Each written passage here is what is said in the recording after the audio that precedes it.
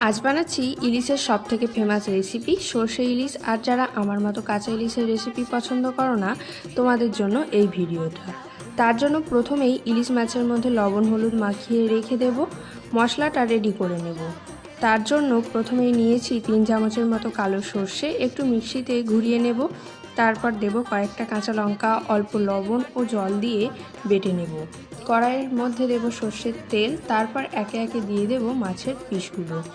উল্টে পাল্টে একদম হালকা করে ভেজে তুলে নেব। তারপর কড়াইয়ের মধ্যে দেব কালো জিরে, আগে থেকে করা মশলার পেস্টটা, যেটা কিন্তু এখানে আমি ছেঁকে ব্যবহার করেছি। সাথে দেব পরিমাণ মতো জল।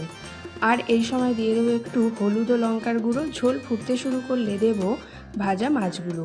কিছুক্ষণ রান্না করে নেব। সবশেষে চেরা কাঁচা লঙ্কা ও সর্ষের তেল দিয়ে রান্নাটা শেষ করেছি। কি দেখে লোভ লাগছে তো।